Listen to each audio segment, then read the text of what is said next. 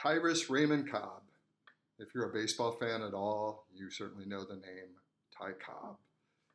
He was the first national sports figure, national sports hero to emerge from Detroit, from a Detroit team anyway. He's not from Detroit area, but he did play most of his 20-some years with the Detroit Tigers. He is considered one of the greatest baseball players of all time in Major League Baseball. And we'll be getting into, in this PowerPoint, his accomplishments, his personality, some of the controversies involving him, as well as his style of play and his background, and just a whole lot of issues. If you go to Comerica Park, you will see different tributes to him. You certainly will see the statue out in beyond left field of him sliding with his spikes up, and you will see his name on the wall of, along with those who are in the Hall of Fame or whose numbers have been retired. But as you can see from this photo here, Cobb's number wasn't retired. That's because in his era, players did not wear numbers on their uniform. So it's often a trivia question that people get tricked up on. What was Cobb's uniform number? He didn't have one.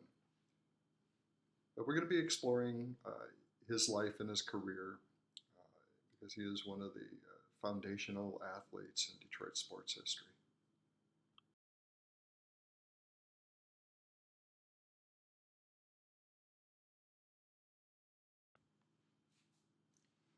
Cobb was the first ball player elected into the Baseball Hall of Fame. He has the highest batting average of all time, 366, a record that still stands. He was an intense competitor, incredibly competitive, often a prickly personality, and we'll get into that in a few minutes why that was so. He played outfield for the Tigers for 22 seasons, finished up his career in Philadelphia for 2 more. For the final 6 years in Detroit, he was also the manager of the team. And that was not uncommon in that time, where you would have a player manager, a guy who was on the field, but also directing the rest of the team. It's rare that that happens in recent baseball history or sports history at all. He was a practitioner of what was called baseball science, which now would be called small ball, bunting, placing hits, running on the base path, stealing bases, sacrificing. Home runs were not a big deal in his time. In fact, they were seldom hit. It was considered just something that buffoons did, big, powerful buffoons, but you needed brains to practice baseball science, and or so it was thought at the time. And so you can notice his grip on the bat. It's unusual. There are a couple inches between his hands. That was allow him to place the ball in different fields, allow him to bunt more accurately. And it was a key part to his game. Most players back then had nicknames, and his was the Georgia Peach. That's because he was from Georgia and he played sweetly. But personality-wise, he was not necessarily a sweet man. He made a lot of enemies when he played because he was so intense on the field and would try to undermine his opponents with various mental strategies.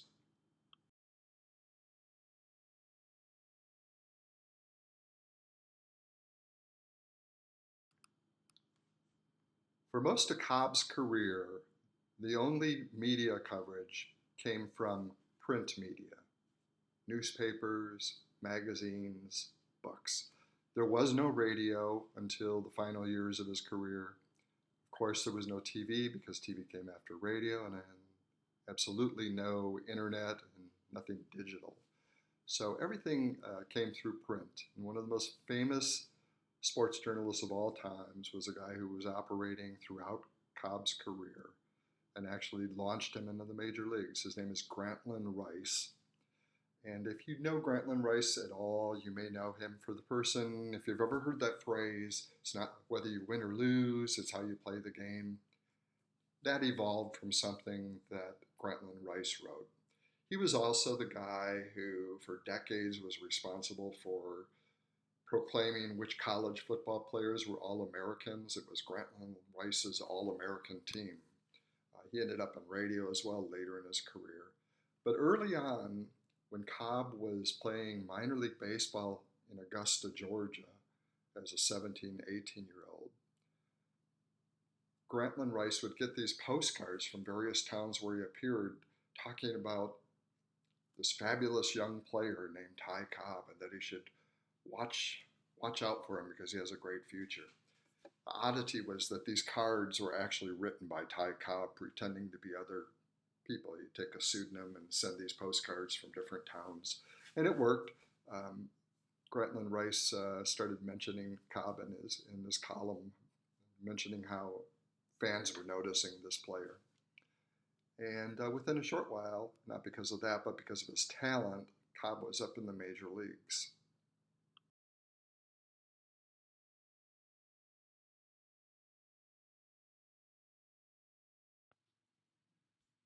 At 18 years old, Cobb joined the Detroit Tigers. He ascended to the major leagues. And one of the key things to know about him personally is that this happened just 3 weeks after his mother shot his father and killed his father. And there was talk of whether or not to charge her. There are a whole lot of different stories about this, and we're talking about something that's 120 years ago now. But she mistook him allegedly for a burglar coming into her bedroom, second story bedroom, late at night and shot him in self-defense, supposedly. The other side of the story is that the father suspected Cobb's mother of having an affair with somebody and was sneaking into the upstairs bedroom to try to surprise somebody. Nonetheless, she wasn't charged, but he begins his career at 18 years old, 3 weeks after this traumatic event takes place. And you should know his father didn't want him to go into baseball. His father was a school superintendent, he was a politician. He thought his son would become a doctor or a lawyer or a professor, but not a ball player. Ball playing wasn't a huge money-making thing at the time, and it also wasn't respected. It was kind of thought of as a thing that a rough group of guys did. So when he ascends to the major leagues at 18, he's a cocky, very arrogant young player, talented, of course. And he doesn't fit in well with this team of veterans who begin to haze him unmercifully, sawing up his baseball bats, getting into fights with him. He was beaten up several times by a husky catcher on the team. Guys had allegiance to other players who were already on the team, veterans, and so they took offense at this 18-year-old coming up and taking the spot of one of their more experienced teammates. And so that was part of it, and this hardened Ty Cobb's personality, the way he was treated at that time, and affected how he acted on the field. So at the time, the Tigers played at Bennett Park, which was a wooden stadium, seated 12, 13,000 people. And it was located at Michigan and Trumbull. Now there's a police athletic league field at the site. But back then it was Bennett Park, and it was named for Charlie Bennett, who was a hero of an 1800s Detroit baseball team. And Bennett was well known within the city of Detroit, especially after he lost his legs in a streetcar accident.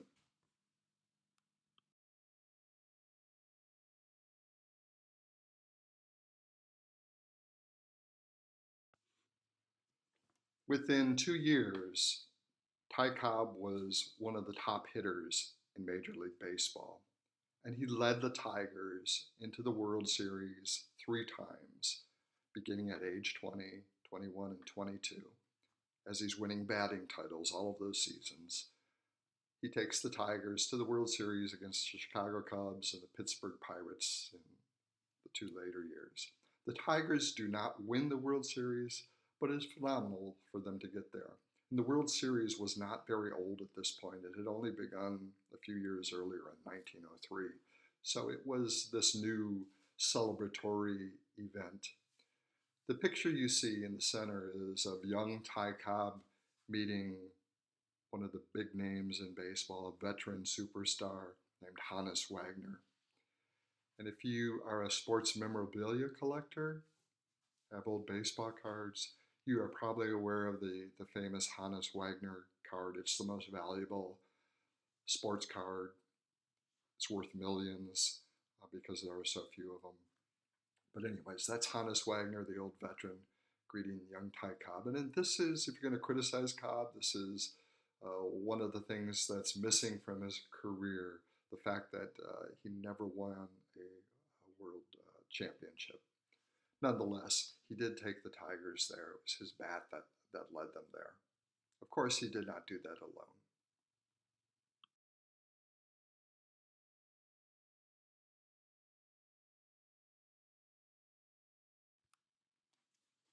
These were some of the other stars or major figures on the team. Huey Jennings was the manager. He's in the Hall of Fame, and Sam Crawford's also in the Hall of Fame. Huey Jennings, back in his day, so other than Sparky Anderson, he's the winningest manager in Detroit Tigers history. Uh, Jennings wasn't in the dugout. And managers, it was common in that era for managers to be actually out on the field, like in the third base, where the third base coach is now.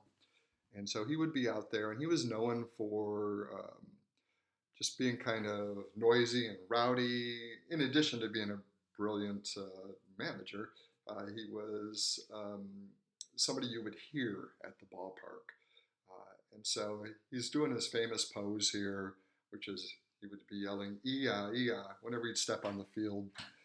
That's what fans would yell when they would see him. He was known for thrusting his hands in there and yelling out that saying, trying to rally his team, get them going. It was a different era, obviously. But he would also have whistles, which could be distracting to other players and making all sorts of noise and things of that nature.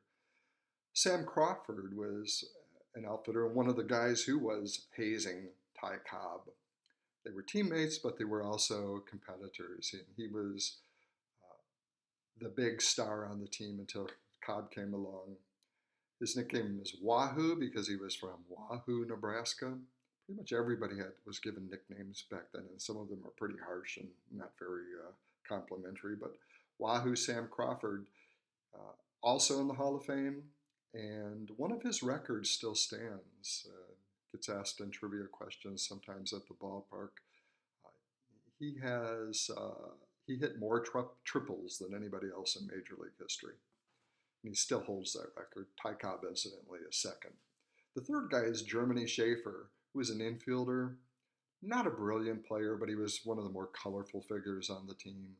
Kind of a jokester, very popular with fans, always doing teasing things and kind of clowning it up in a way that most, that would be rare in today's game, but was more accepted and more common back in Cobb's era.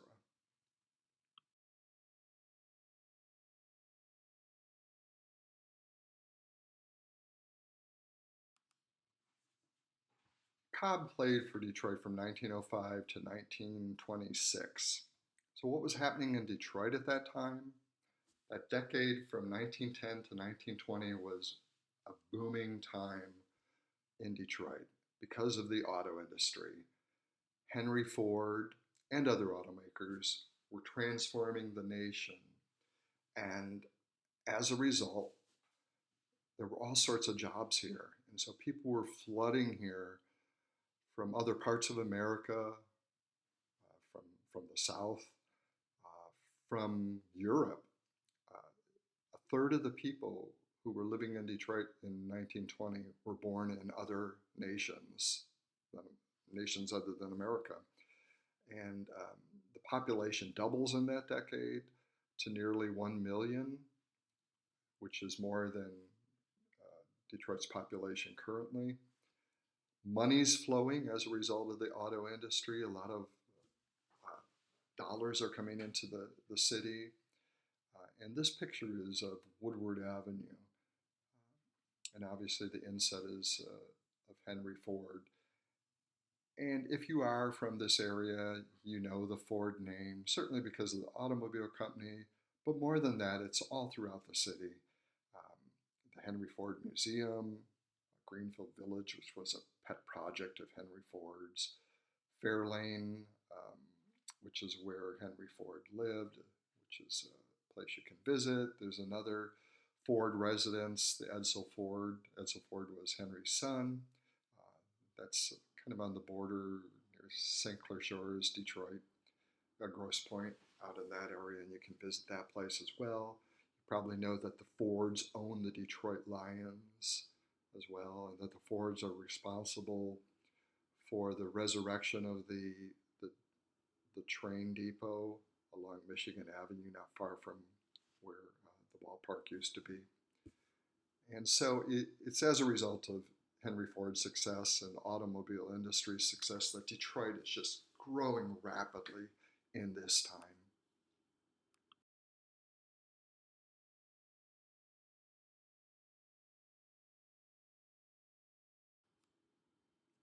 One of the ways we see that growth is in baseball, partly because Ty Cobb is becoming this massive superstar, is a superstar at this point. The Tigers build a new ballpark. They want a bigger, more modern place to accommodate the fans and who want to see Ty Cobb play. And so in 1912, the same day that Fenway Park opens in Boston, Navin Field opens in Detroit. And this is a steel structure rather than wood like the Bennett Park. Larger, more permanent, state of the art at the time. It opens just days after the Titanic sinks. So we're going back a long time, right? The inset picture shows Ty Cobb signing his contract with Frank Navin, who owns the team. So the ballpark is named after the guy who owned the team. That was not uncommon in the area, in the era.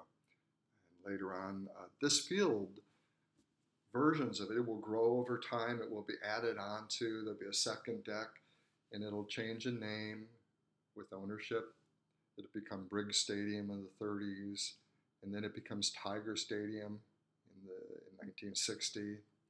And it will be where the Tigers make their home until 1999, when they move after that season in 2000 to Comerica Park.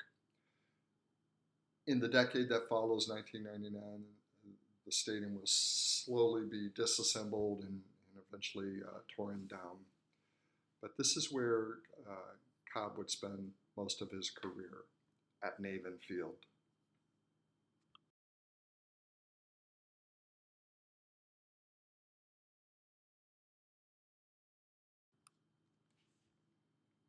Probably most of you have seen a ball game, professional game. A lot of you, I presume, have been to Comerica Park.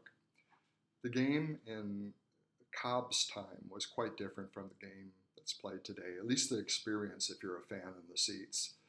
For starters, it was quicker. You didn't have guys stepping out. It was a fast-moving game.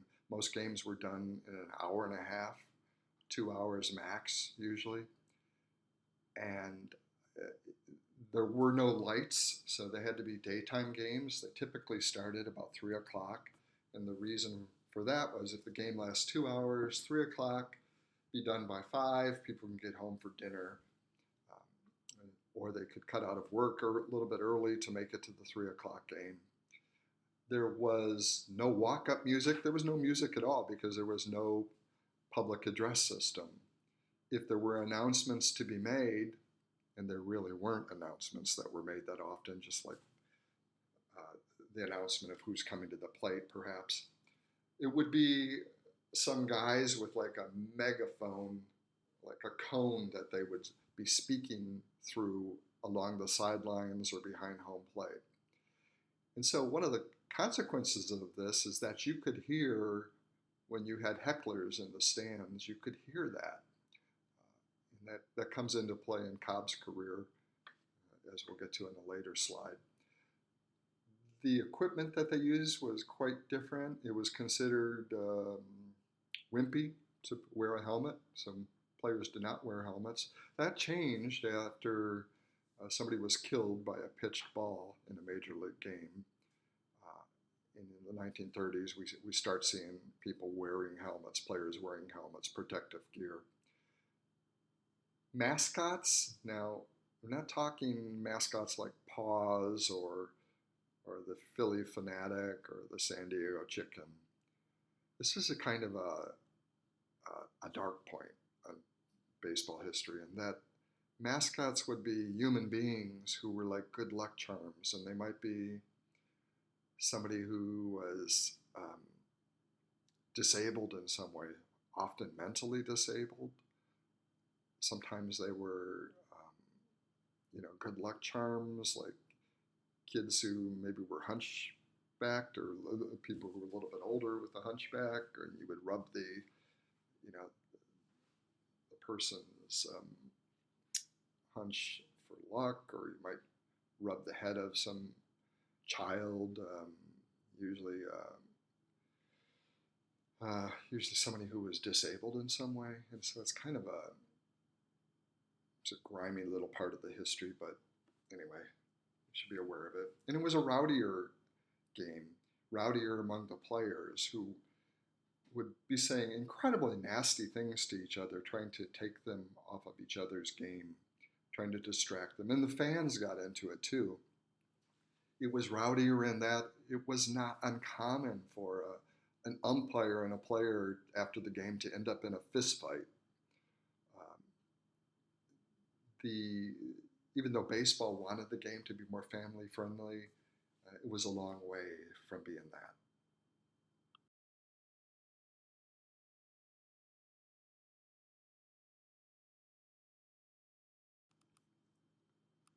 So within a few seasons, Ty Cobb was becoming the player in baseball, the big drawing card, the big name. Everybody agreed he was one of the greatest of all time early in his career. He was just this phenomenal ball of energy. He played a game that was very psychological. He was a mental warrior on the field, always trying to take his opponents off their game, trying to get them to think about something other than performance. And so a lot of this involved heckling, which, finding out something that bothered a player and then kind of needling them repeatedly. This is a quote. Somebody described him: a cross between a tidal wave, a cyclone, earthquake. He had the ability to rattle his opponents because of the daring way he ran the bases. You can see him diving foot first, spike first, into a catcher here. It was obviously a different game again. The thought was back in that era that if a player was in blocking your route to the plate or the base, you had a right to that base, and you could go in this way and not be punished in a horrific way. And so he was, throughout his career, the highest paid player in the game. He was rewarded in that way. But back then, players had very little power. There was no free agency. So you were pretty much stuck with the team unless they decided to trade you. So that's why a lot of players spent their whole careers with one team. The only thing you could do would, if you wanted more money, you could try to sit out uh, part of the season or for a few months and try to get a raise that way. But you couldn't go to another team, and so the power was definitely on the team owners' sides.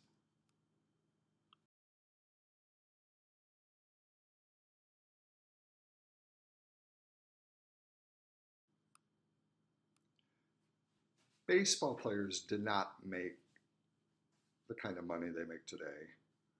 Even when you adjust for inflation, it's it was a much more humble existence. Yes, they if you were a star, you were making a lot more than the average person, but not making the disproportionate amount that athletes make today compared to the average citizen. And so they were really into a lot of these little prizes that would come with their achievements. And Ty Cobb ended up in a battle in 1910 for the batting crown, who had the highest average. And the winner was going to get this very exclusive car called the Chalmers 30. Cobb, because he was leading in the batting race, sat out the final two games of the season so that he could win the car. However, the guy who was next in line, who was more popular than Cobb, because again, Cobb was this intense, sometimes verbally nasty player on the field, uh, wasn't popular, but the other guy was much more popular, Nap Lajoie. And Lajoie, in his final games, the other team kind of it was a setup against Cobb. They didn't want Cobb to win the batting crown, so they allowed Nap Lajoie to bunt his way on 5 or 6 times in an effort to take the batting title away from Cobb on the final day of the season. Uh, the commissioner intervened and ordered that Cobb should get it, but then there were protests. So in the end, both of them ended up with you know a really nice car. But it just kind of gives you an example of kind of the lower stakes financially in the game at that time.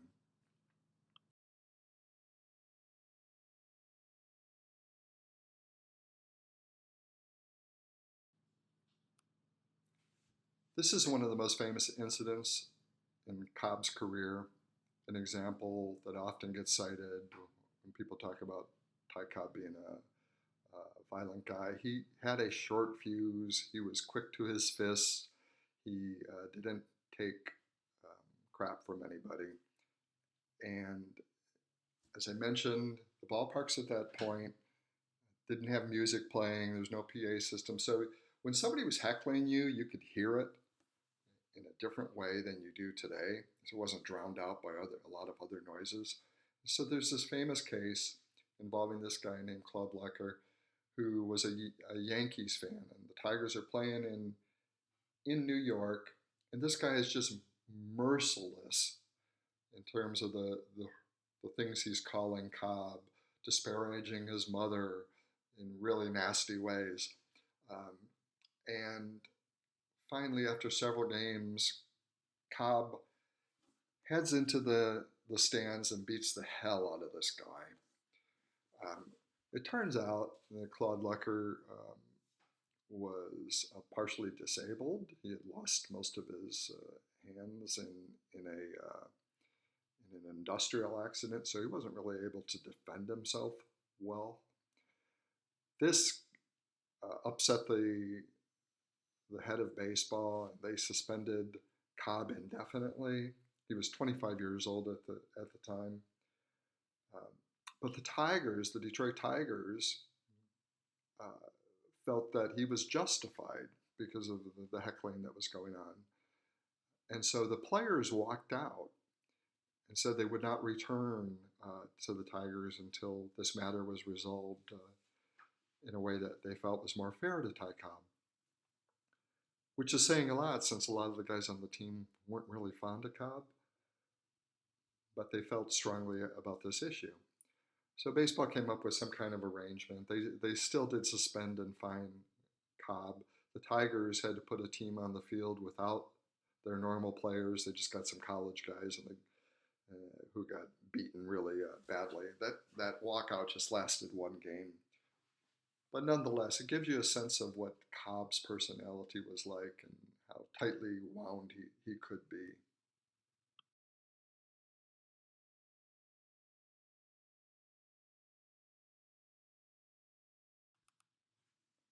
And here's another example of the kind of guy he was. So in 1915, the Detroit Tigers and the Boston Red Sox were engaged in a pennant race. And when the Red Sox were visiting Detroit, um, Cobb got his the heckling taken to the next level. It was really a lot of nasty stuff directed toward the Red Sox players by Detroit fans and by Detroit players. It made it very rough on the Red Sox players. So when Cobb and the Tigers go to Boston, the the sports writers for the Boston newspapers have riled up the fans there, saying we have to give it back to him, to Cobb. We have to, take him off his game. And so throughout the game, there would be people whipping bottles at him and fruit and tomatoes, things like that. And Cobb would give it right back to them. They'd be heckling Cobb, and he would point to the scoreboard showing that the Tigers were ahead, that the Tigers were winning. The final play of the game is a fly out to Cobb in center field. And as soon as he catches the ball, hundreds of fans jump the fence and start swarming around him, tightening in like a noose. And Cobb does not run from this. Even though he's being jostled, he's being elbowed, he realized that if he runs, he's going to have this mob mentality and, could potentially die on the field. And so he just calmly walks from center field to second base, which is where he is here, before his teammates and police officers are on the field trying to come give him a safe way off the field. But it gives you a sense of what his toughness was like.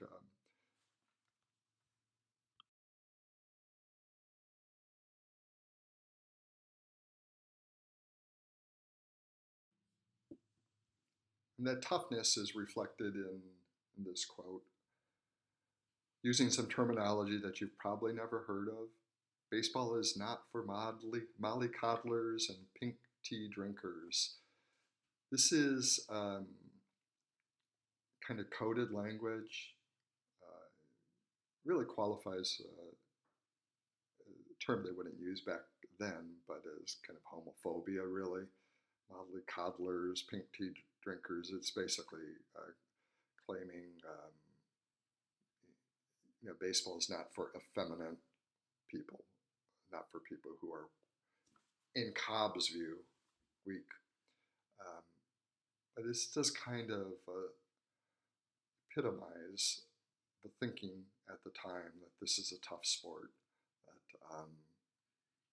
that you can't be, you have to be a real man's man in the, the view of that time. Anyway, Ty Cobb.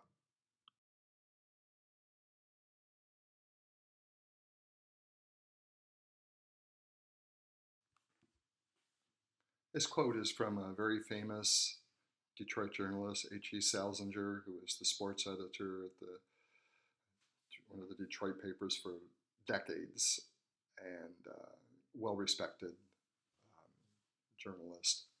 Um, in Cobb's time, batting average was considered the main offensive measurement for a player. It was what a player aspired to. They wanted the highest batting average. From 1905 to 1919, Ty Cobb led the American League in batting average every year except one. And that year, when he didn't win it, he still bat 370. So now today we have more sophisticated statistics that are the better measure somebody's contribution to the game, combination of on-base percentage and slugging percentage, and there are a variety of other what are called sabermetrics that allow us to evaluate how well a player is doing in a more precise manner. And if you've watched any games on TV, you can see them where they put up charts, and we can look at stats in all sorts of ways. But the important thing to know is at the time, even though the batting average isn't considered such a crucial figure now, it was the main statistic for a batter in Cobb's era. And the fact that he dominated is a sign of just how superior he was to a lot of the competition.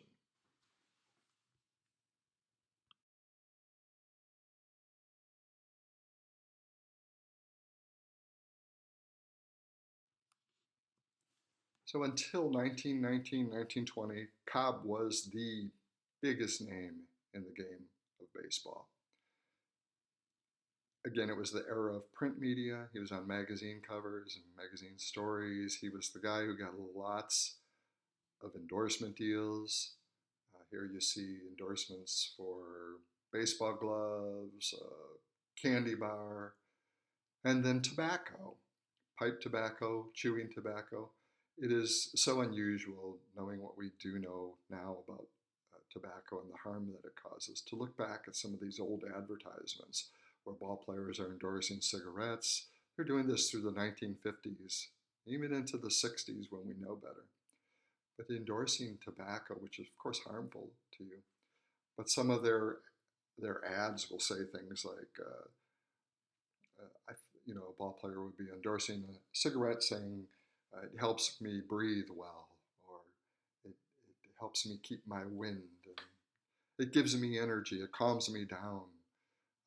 Of course, these are things that tobacco doesn't do. But anyways, Ty Cobb was getting most of the endorsement money at that time. They were writing songs about him. An example of that is King of Clubs, a piece of sheet music on the upper right. In the off-season, players would often augment their income, get additional money by doing either barnstorming tours where they would they'd put like an all-star team together and visit little different towns and play against local teams and get part of the receipts from the gate. Or they would go on, they would do performances. Now this would be mainly the biggest stars like Cobb. The College Widow in lower left. This is him being an actor on stage. And of course he's not a good actor, but nonetheless, it's his celebrity. He's on stage with a bunch of other actors, and he's doing some kind of performance, and they're drawing people. And then somewhere in Georgia, he's actually one of the first sports stars to be in a movie, and that's what this was. It was him starring in a movie. And if you notice the print there, it says this was written by Grantland Rice, famous sports writer that we mentioned earlier. So, bottom line, Ty Cobb is a massive star by the end of that decade. And he will remain a star, but until somebody comes along to displace him.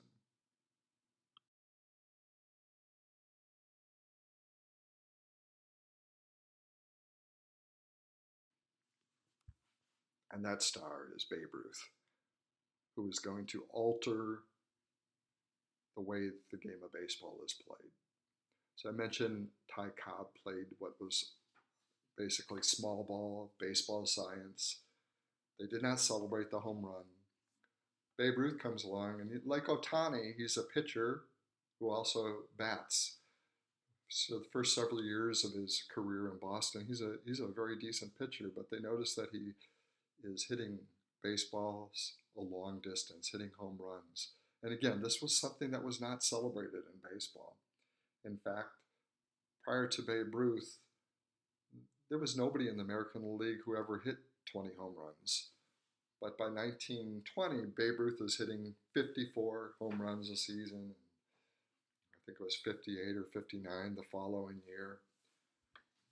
And he is becoming this phenom, just this exciting player who is making home runs into a popular thing. which conflicts with the way that Cobb has been playing the game and other people have been playing the game for years, that baseball science. And so this ends up causing a rivalry between these two players. I mentioned that Cobb was a mental warrior, and he would find something that would bother a player to try to take them off their game. And so what he did with Cobb is he had heard this really disgusting anecdote about Babe Ruth, who as a young player, he was uncouth, not very sophisticated, had grown up, even though he wasn't an orphan, he grew up kind of in an orphanage in a reform school. His dad was a bartender who lost his life in a street fight, and his mother was incapable of caring for him, so he was raised by these Catholic brothers in this industrial school. And when he was a rookie, he ends up, after a vigorous day out on the field, going in the showers, cleaning up, coming back out, and putting on his sweaty undergarments, which leads to teasing from his teammates. But Cobb learns of it, and so every time he passes Ruth on the field or sees him at the ballpark, trying to take him off his game, he'll say something like, what smells around here? Anybody smell a skunk? Anybody smell a polecat? Or he'll sniff his nose, or he'll kick the sand. This was all aimed to try to take Ruth off his game. What it does is it creates this intense rivalry and dislike between the two guys. As you can see, they don't seem to be enjoying each other's company in that forced photo that they were that you see them paired together in. Later in life, they will actually become friends, but for many years, they're just intense rivals on the ball field. And it actually comes to the point where they nearly throw punches at each other, where as a manager, Cobb is ordering beanballs thrown at Ruth, where there's nearly a riot at Navin Field as a result of the dislike between the two players. But Ruth is changing the game, and suddenly home runs are becoming popular, and Cobb's way of playing the game is being diminished, even though Cobb is still viewed as the greater player for most of the years that they're playing together.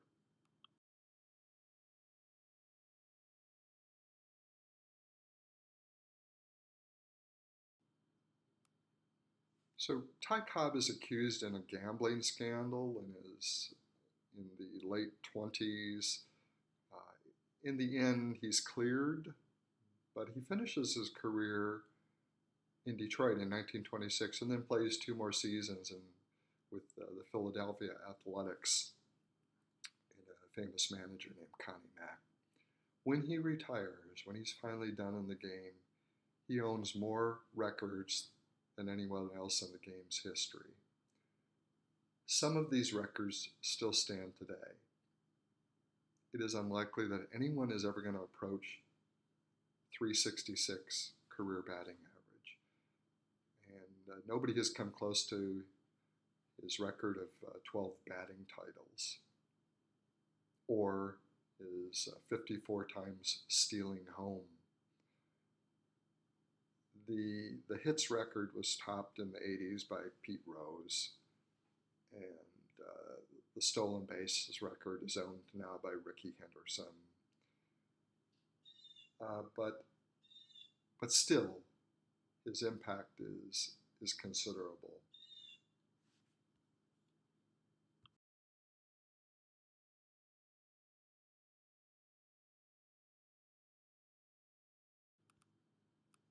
There are many myths, lies even, that surround Ty Cobb.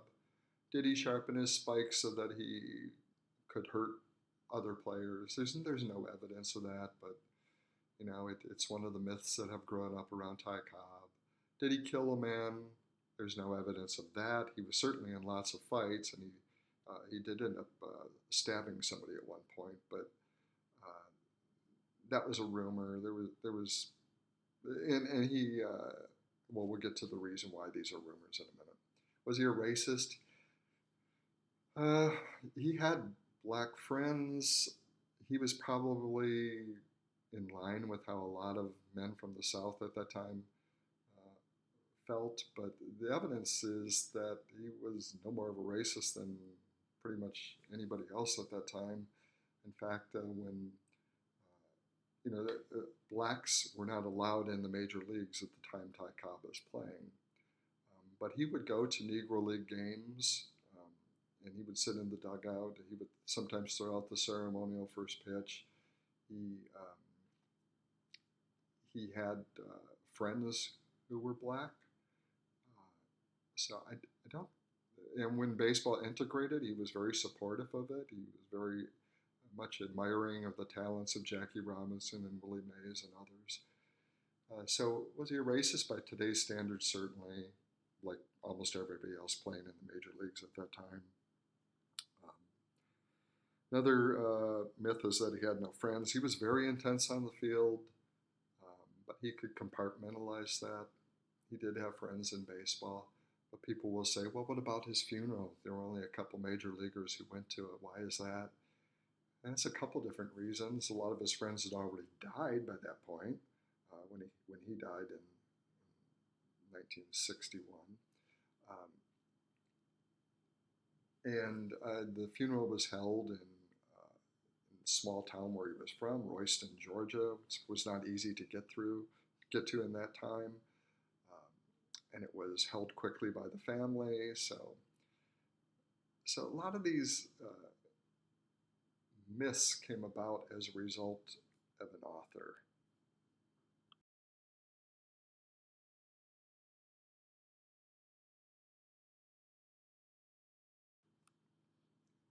Near the end of his life, Ty Cobb wanted his life story told, and so Al Stump, the guy in the fedora in the center there, center picture, was a well-known sports writer. He worked with Cobb on his autobiography, but after Cobb died, he wrote this book called Cobb, which was this blistering account of Cobb's life.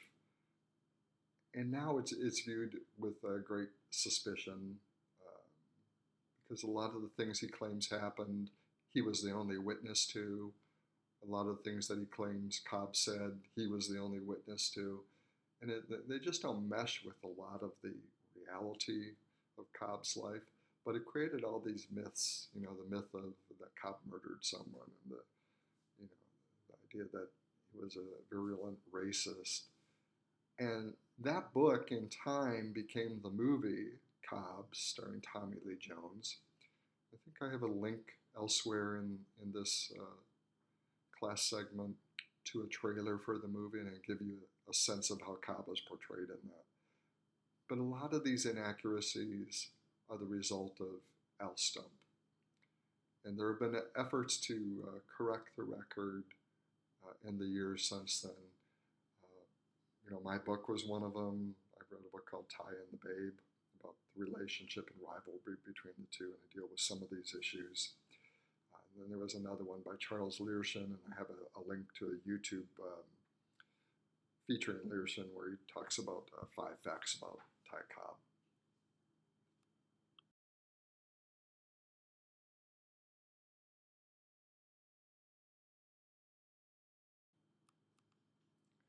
So here are a variety of photos that just allow me to touch on a few things quickly.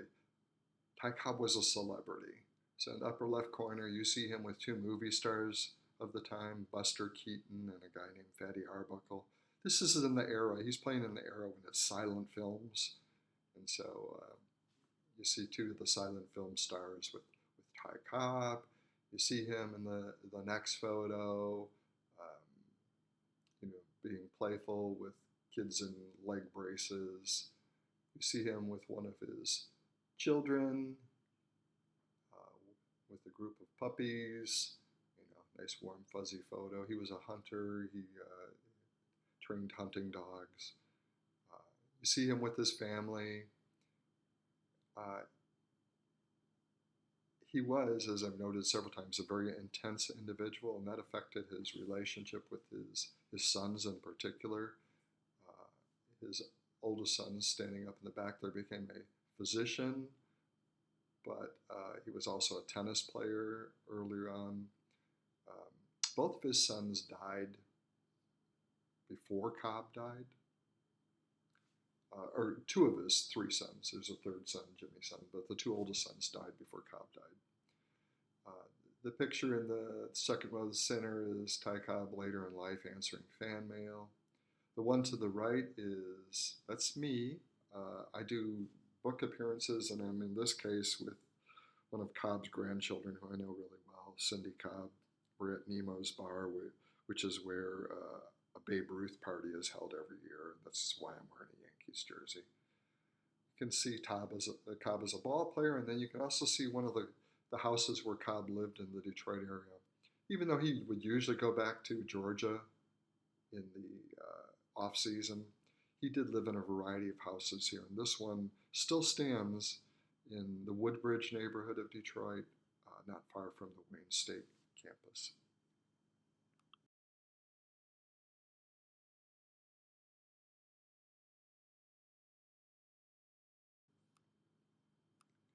Finally, this is just a reminder to read the story by F.C. Lane that I've included. It's from a collection from the Detroit Tigers Reader, which I edited for University of Michigan. And it'll give you a sense of how differently journalism worked back in that era, where you have F.C. Lane just showing up at Cobb's house unannounced.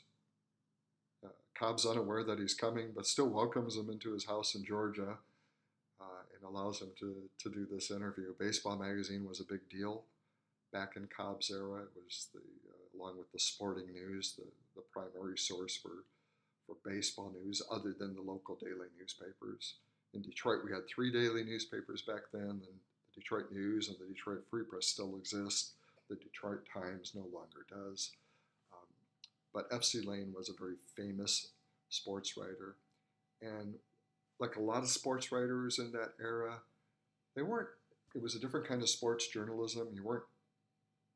You could be critical of a player and what they were doing on the field, but you usually didn't bring too much of the negative sides of their personal life into a story. It was a lot of myth making, building up of these players so that they would be viewed as heroic by little boys and to a lesser extent little girls. Um, Nonetheless, I hope you enjoy that piece as well as the other links, and look forward to seeing your assignments.